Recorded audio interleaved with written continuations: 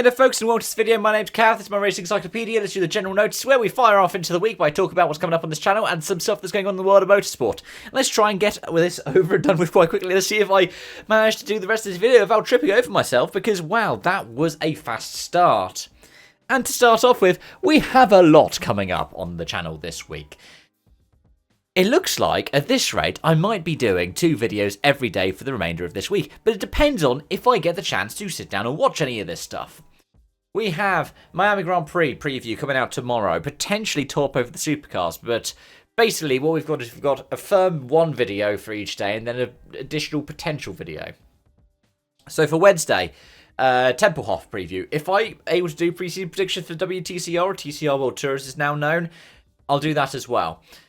Then for Thursday, NASCAR Talladega is a firm one. The not so firm one is the predictions for Euro RX and then the World RX Cup, whatever it's called.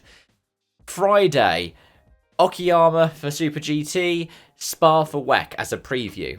Saturday, potentially a review for the 6 Hours of Paul Rick. That's been a couple of weeks now. And also Supercars at Christchurch. One that is firm for that one is preview for Rally Portugal, because, well, that starts on a Wednesday, so I need to get it out of the way as soon as possible. Next Sunday, Formula E, Tempelhof review. Monday, Miami Grand Prix review. Tuesday, potentially NASCAR at Texas and the general notice, because Bank Holiday Monday. But also because Miami Grand Prix finishes at 11 PM. Yeah. Anyways, on to the headlines. And starting off with Formula E, it has been confirmed now that Mitch Evans is going to be leaving Jaguar after 10 years. That's a big thing. Lots of turnover in Jag in recent years, and Evans is the latest of them. He'll be going across to Opel. The race's understanding, as reported by Sam Smith, is that it will be Stoffel Van Dorn, who's currently the reserve driver, who will be jumping across to fill the vacant seat, which makes sense as to why he's been the development driver at Jag and also a development driver in the World Endurance Championship, having stepped back from the racing role with Peugeot. But yeah, it's weird to think how long that's been. So far, he's got 15 E-Prix wins, 38 podium finishes from 132 starts over a decade. That really is going to be the end of an era. But I look forward to seeing what he's going to get onto next, what he's going to get up to with Opel, with that big Stellantis changeover that's coming, because of course, another former teammate of his has gone to Citroën. And speaking of Citroën, they're not back in the world of rallying yet, but the world of rallying has a new manufacturer. And this is an interesting one. We have a new Spanish Rally 1 team coming along in 2027. They're going to do potentially half of next season, and then go full-time in 2028. They're known as WRT Rally 1 Spain. It's a cooperation between RFEDA, which is the Spanish Motorsport Federation, the national one. You may have seen RACC, that's the one for Catalonia. And they are teaming up with RMC Motorsport, who have previously built... it's a National Series stuff. It's like the Rally 2 kit cars. So they've built rally cars before. It's a bit like what we have with Project Rally 1, the one that is it Yves Maton is linked to, which builds the Rally GT cars. So we've got 2 new manufacturers coming in. We don't know what the body is going to be. We also don't know if there are any drivers. But what we do know is that on their shortlist is Danny Sordo. And he was named. They've also named the likes of Jan Solens, Efren Lorena, Alejandro Cachon. Nils Solens, I'm surprised, is not in that conversation as well. But the prototype will be driven by Javier Villa, who is a former GP2 driver. I don't know much about Villa, actually, in terms of background. But yeah, I'll be interested to see what happens there. Because it will be cool to have yet another manufacturer coming in. But one thing that is confirmed in terms of driving experiences is this one. Dorian Pan, I know this is a week ago. I missed it in the last general notice because I was talking about other issues in the world of motorsport.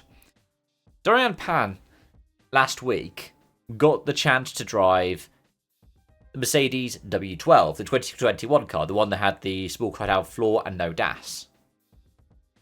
And that's awesome to see. Mercedes made a big deal about it in their PR, saying she's the first female racing driver to drive a Mercedes Formula 1 car. The Works team. And it's great to see an F1 Academy graduate do that. Dorian Pan has got an impressive resume in the world of racing. Outside of the F1 Academy Championship, she does a lot of sports car racing. And it's great to see women in motorsport being given more opportunities like this. I just want to see it at a race weekend. I want to see potentially more TPC running.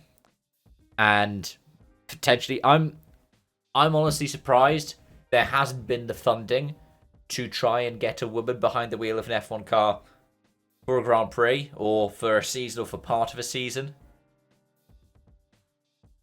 I'm surprised there hasn't been a company who's like, you know what?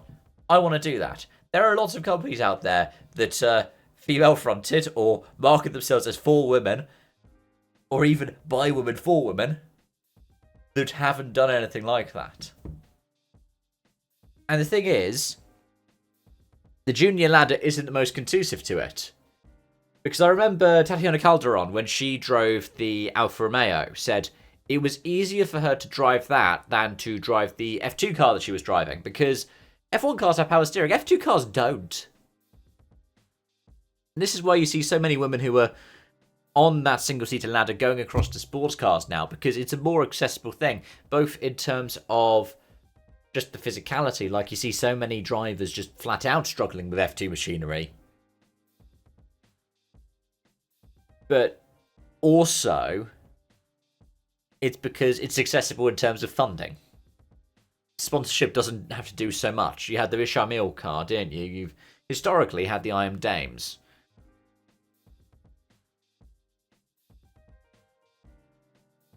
It's a question that motorsport needs to try and figure out an answer to. How do we make it more accessible? How do we make it more equal?